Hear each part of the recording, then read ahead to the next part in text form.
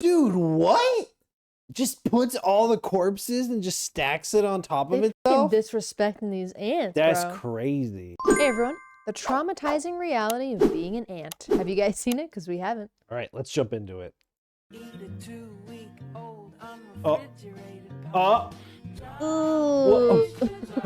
What was the plan? Life kind of sucks. Don't get me wrong, the gift of life is a beautiful thing and all that, but then again, none of us really asked to be here, and then one day you gain consciousness, minor character development followed, and before you can blink twice, you got student loans, a job, and taxes. All that aside, though, we actually have it pretty good. I mean, we could be ants, because in the game of life, ants have some of the most creatively cruel game overs of any animal.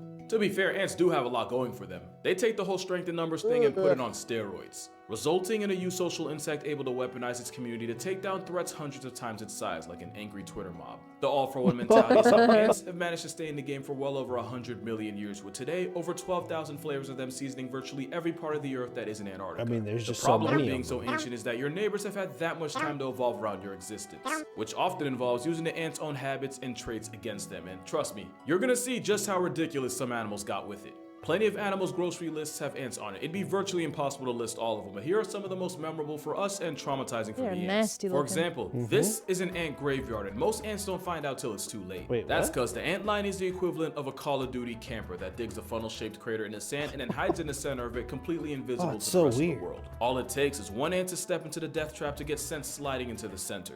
And with the shifting sands and the ant line tracking the ant through vibrations and actively flicking up sand, the harder the ant tries to struggle, the further it slides into the pit, directly into the snare trap jaws. And considering some ant lines can spend years in a stakeout, once they do grab the ant, they waste little time injecting it with venom to paralyze it, along with enzymes to digest it from the literal inside out. Which is when the ant gets its actual life essence sucked from it by the ant line drinking its liquefied insides. And once the ant serves no further purpose, the ant line yeets the violated corpse out the trap like a Capri Sun, and it goes back into its homicide hovel to wait to feed on the next ant's mistake. And if that process sounds... He said, thank you, see you never. Oh my. Bye-bye. Just the fact that it plans out, like, so well. And just get out of my house. Yeah.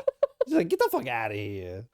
Familiar. It's cause this is bar for bar what the Sarlacc pit from Star Wars was inspired by. Oh yeah. The worst part is, even if the ant manages to struggle up one side of the pit, real life Jabba will... It's so crazy watching insects move in like slow motion and like such a zoomed in, because like it's crazy how intelligent these things are.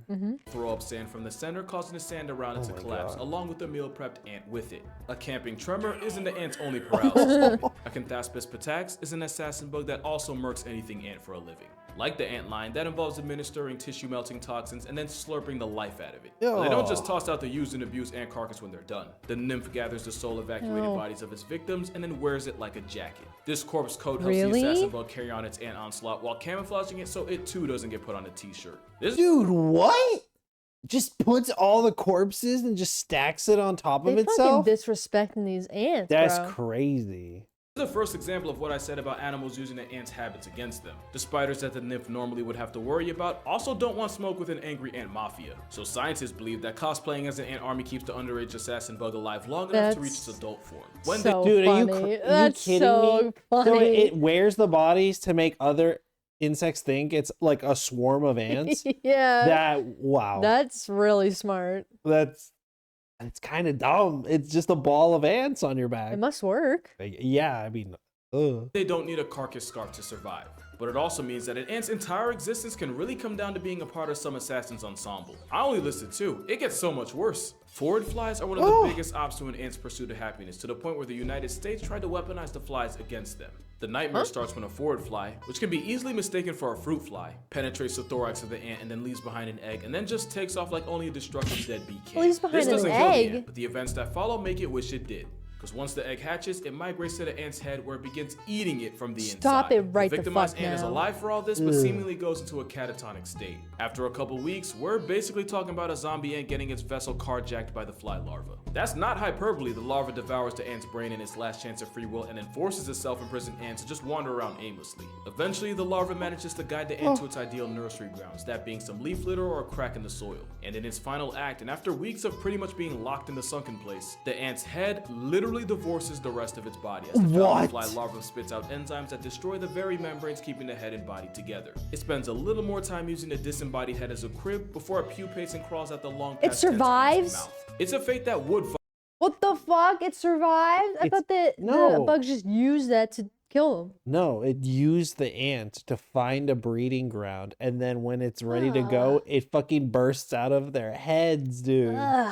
That's so violated the disrespectful. Geneva Convention, but since insects have very little rights, the United States have been trying to use forward flies in the fight against fire ants. Fire ants that were accidentally Ubered into the American Southwest in the 1930s from Brazil and have proceeded to spread worse than a TikTok trend. So scientists have imported forward flies as the most brutal form of population control for the fire ants that really didn't ask to be here in the first place. And apparently, the flies only subtract a small portion of the fire ants, but the threat of them drastically disrupts the colony's activities and forces them to retreat underground. To be fair, you'd be a whole lot less productive if you witness your neighbor's head fall off and a whole alien crawl out. On one hand, weaponizing flies is probably less destructive than mass Febrezing pesticides like DDT. But on the other, playing God with a mind-controlling, brain-eating parasite can't possibly have a good end. Dude, it's The Last of Us. Dude. Like the fungus, it just goes in your brain and then possesses you. Yeah. Ugh. But either way, it's another example of an animal that's tailored its entire existence around griefing ants. And it's not the only fly that's learned how to hoe ants for a living. Ants do this thing where they actually, hold on a second. Okay, we're good. Ants often do this thing where they'll feed another ant by regurgitating into the mouth of the receiver. Oh yeah, it's nasty, but not only are they sharing food, but ants like carpenter ants transfer proteins to help boost disease resistance and overall colony immunity. Enter the flies. One species of South African fly figured out the signal one ant will use on its donor to initiate the food transfer. So the flies come in and use the signal touching the mouth region of the ant to force it to give up its food. And as smart as they allegedly are, That's a bully right there. Dude, that's crazy. Like, give me your lunch money. Give me your lunch. It's literally like, I'm kind of hungry, but I don't want to go look for it. Hey, buddy. Open up. Enough to realize they're getting fleeced out of food by a fly, which is probably how they got the nickname the ant-mugging fly. Like I said, hundreds of millions of years is a lot of time for your ops to study your playbook and use it against you. Because when ants aren't getting trapdoored by ant lions, finessed by flies, or turned into a light flex by an assassin, ants are often the victim of some of the most complex manipulation in the entire animal kingdom. One example is how this entire butterfly's existence depends solely on deceiving ants. The Alcon blue butterfly has no weapons, no venom, no armor at all. But what they do have are pheromones that are almost identical to that produced by ant larvae. So when the caterpillar airdrops itself down to the forest floor, it's almost immediately taken in by a colony of ants. By mimicking the ant equivalent of a new baby smell, the caterpillar manages to get VIP treatment from the same ants that could turn it into coffin stuffing. The ants carry it into their nest where they feed the caterpillar like one of their own. To the point where if there's ever a food shortage, the intruder manages to savvy its way into getting priority over their actual young. Especially since the caterpillar is able to mimic the sound the ant queen makes in order to get more attention. What? That it took millions of years of trial and error to get it right,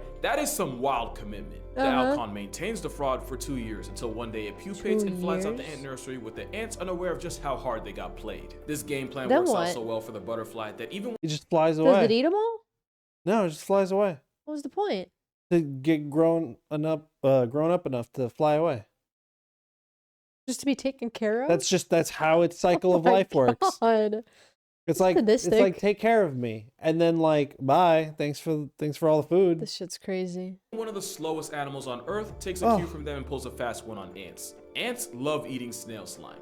I want you to remember that piece of information. It's going to be real important later. But one species of snail will purposely secrete slime in order to attract the ants who kidnap it and carry it into their nest. Since most ants will 100% eat a snail alive, at first this looks like self-subtraction with extra steps. But once carried into the ant fortress, the snail suddenly stops releasing the slime that got it there in the first place. And somehow not being seen as food gives the snail diplomatic immunity, and they're able to move around the nest untouched and even feed on the groceries the ants bring in while contributing a total of nothing. But at least with the Alcon blue and the snail, technically no one really gets hurt. But one animal manages to not only completely manipulate its ant mark, it does it in one of the most ridiculously complicated ways possible. Go get a snack if you don't have one. This finna be a novel. The jihad starts with a parasitic flatworm that enslaves the ant through mind control. You see the pattern here, right? Completely against its will, the ant is forced by the flatworm shacking up in its brain to climb up a flower or stem and clamp its jaws around the tip of the stem where it can wait for up to 2 months. Wait for what exactly? Basically for an animal that eats grass to come in and take the zombie ant with it. End of the road for the ant, but the parasite manages to make its way into the liver of its new host, which is probably why the flatworm is called the liver fluke.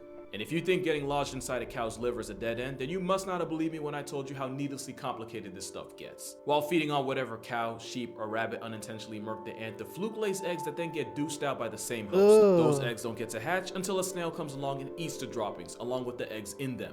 And it's while getting taxied by host. Wait. So it purposely gets eaten by cows to then get pooped out, for now the snail to eat the poop. Number 3, that the eggs hatch and proceed to irritate the snail to the point where they get ejected, along with a good amount of snail slime. You remember what I said about snail snot and who likes to eat it? And it's once an ant feeds on the contaminated, parasite-loaded goop that this vicious cycle restarts itself. Pretty much the liver fluke's life cycle looks more like a Family Guy cutaway. But instead of Meg, the biggest casualty in all of this is an ant that thought it scored an easy meal, but instead gets turned into an easy lick. And I know what you're thinking, and yes, there's a fungus that does the exact same thing. Ants lived through The Last of Us firsthand when a cordyceps fungus infects an ant, yeah, this is what it's based on. Choices, and then forces its new vessel to climb up high enough until it makes it clamp its vice grip jaws around a stem, and then it just stands there waiting for the sweet release of perma-sleep. And once the ant becomes a was, its withered body becomes ground zero as the fungus proceeds to explode out of it, with the fruiting body growing out of the decommissioned ant's head. And from there, it spits out spores in order to continue the cycle of completely desecrating the ant's way of life. So as you can see, there are many obstacles to an ant's very existence. Taxes don't seem too bad now, huh? But by far, the biggest threat to ant survival are other ants. Ants regularly commit acts of war against other colonies, and the outcome is just as horrific as you'd think. Apart from the mass slaughterings, ants regularly participate in slavery. When ants like the red formica raid enemy nests, it's not enough for them to red rum any adults that try to slow them down. They'll make off with as much of the victim colony's larvae as possible. In a season, they can abduct thousands. Back at the kidnapper's home base, the stolen children are born with no way of knowing how they got there and are conditioned to serve the colony that massacred their family. The kidnapped are made to do tasks such as maintain the nest, go out and search for food, and even look after the next generation of baby snatchers. They'll even do that weird food transfer vomiting thing I told you about to feed their own captors. But don't think for a second that the kidnappers get off scot-free. Eventually, the enslaved turn on their kidnappers by hitting them where it hurts the most. A good number of the slave maker ant pupae get murked by the same slave workers that were supposed to be looking after them. This get back can delete more than half the colony's children before they finish the pupal stage and become adults. And in some cases, up to 2/3 of the slavers' offspring get relieved from life. I've made this joke before, but that's Django Unchained levels of get back, which is why another ant figured out a safer way of griefing their ops. The Solenopsis degraderi of South America is another parasite whose queen will infiltrate the nest of, for example,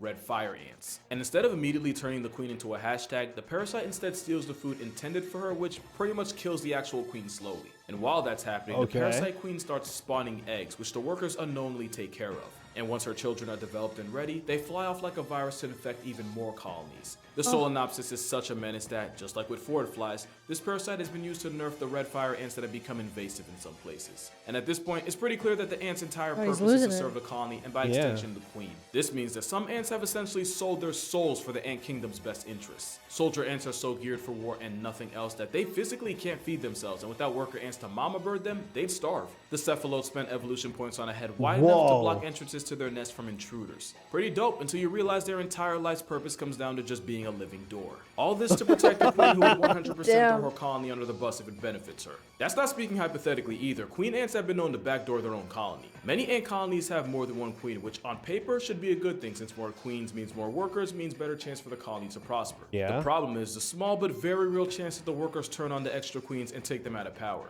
Permanently. Queen ants seem to know this, so sometimes they'll try to be slick and purposely produce less eggs so that they can save their energy fighting off any disobedient subordinates if it ever gets to that point. The caveat is producing less eggs and therefore less workers actually hurts the colony overall, even if it helps the one queen. The problem is the workers know it, and they can sense how fertile a queen is based on chemicals. So if the worker ants suspect that one of the queens is holding out on them, it's curtains for her. Ant politics means if the ant queen gets too selfish, she gets executed. Yo, what the fuck? Where the fuck am I right now? It's just like we're talking about bugs, right? We're talking about bugs, right? It's just like, yo, they're gonna betray me, so I'm gonna not produce as many eggs. Hey, she doesn't smell right. Fuck her up. Oh wait, no, now I'm getting killed. What the fuck type of like Game of Thrones bullshit is going on in the Antverse? We need a show that like kind of covers this shit. What the fuck?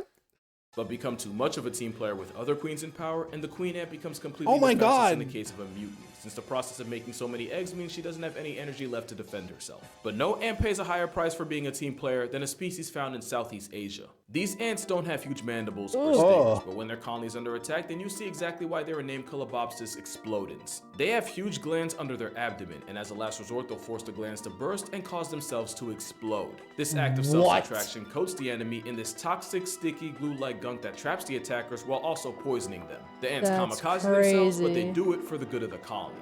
And this isn't even the only way ants will voluntarily cross themselves off the census. There's a species of Brazilian ant that'll seal the entrance to their nest every night to keep possible threats out. The problem is, they use actual living ants to close the entrance from the outside. And with no way to get back in, a few brave worker ants spend the night outside the safety of the nest. And become past tense by the time the nest is opened again in the morning. But at least when these ants sign their own obituary, it's by choice and for a purpose. There is no choice or purpose to what's happening here. Two things to know about army ants. Number one, they're nomads. They don't make a permanent settled down nest and are constantly on the move. Number two is that army ants are essentially blind and rely on pheromones to get around. An ant mill like this happens when a small party of ants get separated from the rest of the foraging group, and while lost, they begin to start following each other. And yo, did you hear that? No, I didn't. I was distracted. They fucking go around in circles because one ant loses track, and then the ants behind them just follow them, and then they just go into an endless circle. Really funny. With no way of knowing they're going in an endless circle, you see exactly why this has been called the death spiral. They just keep going until they eventually pass tense to pure exhaustion. And not all ant mills are this small. One of the first death spirals ever seen was about 1,200 feet across. For the non-Americans, that's about 365 meters. And for the Americans with no concept of distance like me, that's more than 3 football fields. And apparently it took each ant 2.5 hours just to complete one lap. And out of all the disturbing ways ants get logged out of life, this might be the worst one. Mindlessly marching in a circle, blindly following the guy in front of you until your number eventually gets called. Yeah, it's the worst one because for some people, it's the most relatable. And on that note, that's how in the hell did they find ants running in a circle that's equivalent to the length of 3 football fields?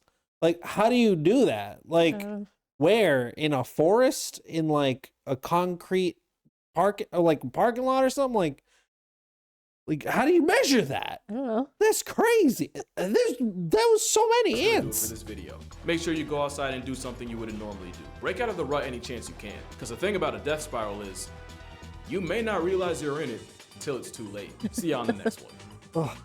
Damn, dude, ants are fucking gross, but also really smart and also really stupid. I don't know, man. I look at ants completely. Bug's Life. I gotta rewatch that movie. Yeah, right. Because, like, the fact that there's, like, inner politics in ant colonies, and then, like, betrayal, and then anxiety, like, and then everything else that's trying to kill you. Like, dude, the things that kill them and the way that they do it, they fucking hate ants. Dude, they're just using them. Ants get screwed. Yeah. Like, especially with things coming out of their heads, like, ooh. Ugh. Gross. Well, on that note, thanks so much for watching. If you like what you saw, please subscribe. If you have any suggestions, leave them in the comments, and we'll see you in the next one. Yeah, see ya. Bye.